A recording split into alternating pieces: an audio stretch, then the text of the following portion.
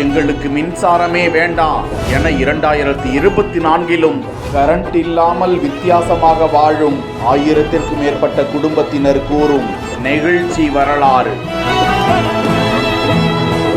சாதிகளை தூக்கி எறிந்து சாதித்து நிற்கும் கிராமம்.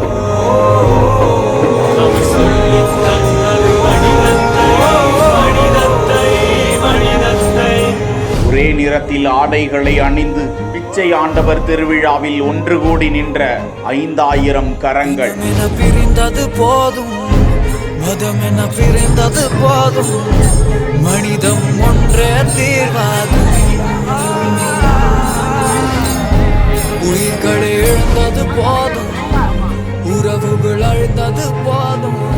புதுக்கோட்டை மாவட்டம் கீரனூர் அருகே அமைந்திருக்கிறது மெய்வழிச்சாலை கிராமம். இந்த கிராமத்தில் 69 சமூகத்தை சேர்ந்த மக்கள் வசித்து வருகிறார்கள். ஆனாலும் தங்களுக்கிடையே சாதி மத இன பாகுபாடு இன்றி அனைவரும் ஒன்றுதான் என வாழ்ந்து வருவதை கொள்கையாக கொண்டிருக்கிறார்கள். இந்த கிராமத்தில் 1500 குடும்பங்கள் உள்ள நிலையில் அனைத்து வீடுகளும் குடிசை வீடுகளாகவே தெரிகின்றன.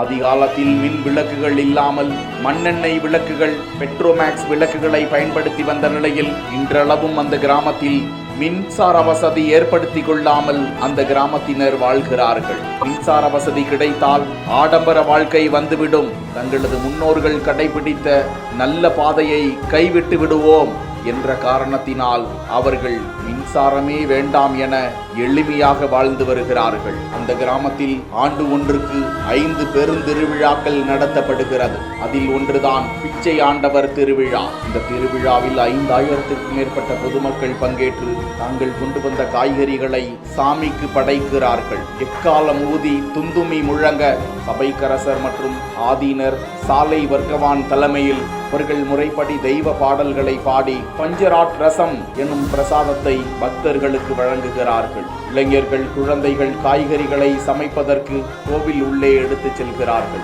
நண்பகல் 12 மணி அளவில் அனைவரும் ஒன்றாக திரண்டு அந்த சிறப்பு வழிபாடு நடைபெறுகிறது. 69 சமூக சாதி மதத்தை சேர்ந்தவர்கள் ஒரே மாதிரி உடை அணிந்து அனைத்து சமூகத்தினரும் ஒன்றுதான் என முன் உதாரணமாய் திகழும் வகையில் சாமியை வழிபடுகிறார்கள். நல்ல சாலை வசதி இல்லாத அந்த கிராமத்தில் இருந்து பள்ளிக்கு சென்று படித்து முன்னேறிய மாணாக்கர்கள் அரசு துறைகளில் உயர்ந்த அரசு அதிகாரிகளாகவும், உயர் நீதிமன்ற வழக்கறிஞர்களாகவும், மாவட்ட ஆட்சியர், வருவாய்த்துறை சார்ந்த அதிகாரிகளாகவும், இராணுவத்துறை அதிகாரிகளாகவும் சிறந்து விளங்கி வருவதாக அந்த கிராமத்தினர் தங்களது கிராமத்தின் ஒற்றுமையால் தான் இப்படி முன்னேறி இருக்கிறோம் என பெருமை தெரிவிக்கிறார்கள். மேலும் தங்களது கிராமத்தைச் சேர்ந்தவர்களுக்கு மட்டுமே பெண் எடுப்பதும் கொடுப்பதும் வழக்கம் என்றும் அவர்கள் தனிப்பட்ட வாழ்க்கையை நடத்தி வருவது குறித்து தகவலை வெளியிடுகிறார்கள். தங்களது கிராமத்திற்கு குடிநீர் வசதியை ஏற்படுத்தி கொடுத்த மாவட்ட ஆட்சியருக்கு நன்றி தெரிவித்துக் கொண்ட அந்த கிராமத்து மக்கள்